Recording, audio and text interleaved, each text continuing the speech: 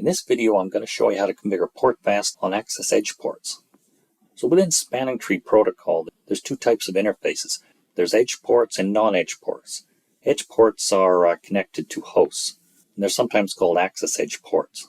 And the non-edge ports are connections between switches or switch interlinks. Here I've got two hosts connected to a switch, and they're access edge ports. And the difference between the two is non-edge ports are part of spanning tree election, while access edge ports are not. So anytime you have, say, a link go down between two switches, they're non-edge ports. So that'll trigger a topology change. And from that, you'll have a spanning tree election and possibly changes in port status as well as port type. Now, in contrast to that, you've got these access edge ports, and they're not affected by spanning tree. Although they're assigned as designated ports, they don't affect the spanning tree topology. So I could shut off A01 or FA11 or even the host, and that has no effect on the spanning tree election or topology. And under normal operation, you will have BPDUs sent from FA01 and FA11 to the host.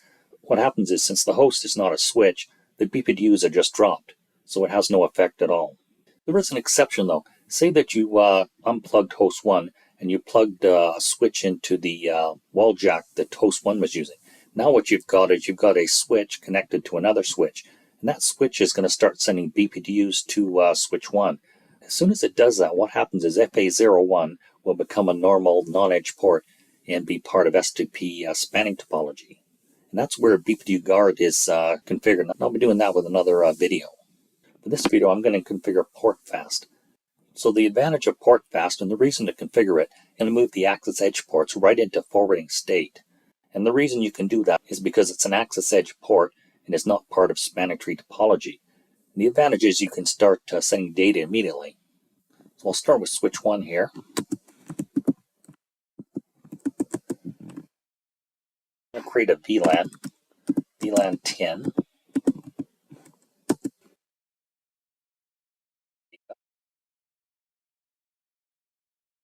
Now we'll configure the access ports. Interface FA01. This will be an access port.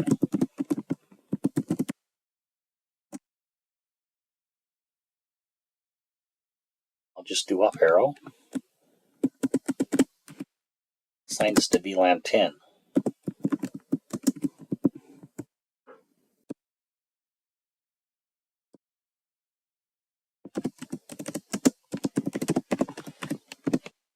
And the command is spanning tree PortFast. So there it is there. You get this warning, PortFast should only be enabled on ports connected to a single host.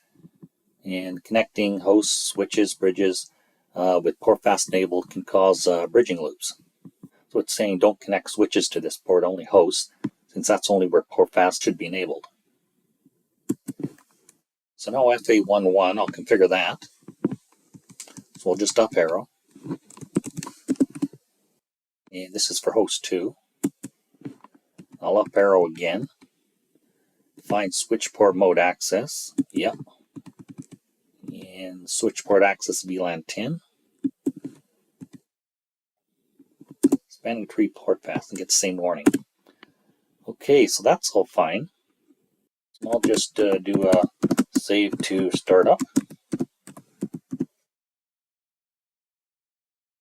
Show run.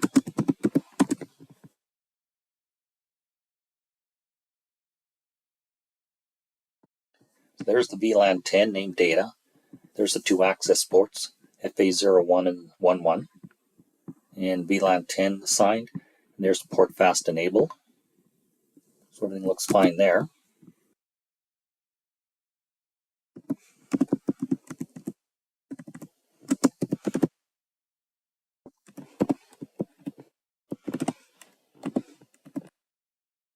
And to verify PortFast is operational on the two access edge ports, this slightly longer command, show spanning tree interface FA01 PortFast.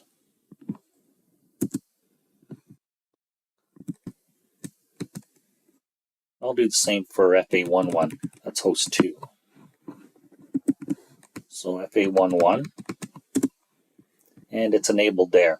So PortFast. VLAN 10 is just showing the VLAN membership. So the port FA11 is enabled for PortFast.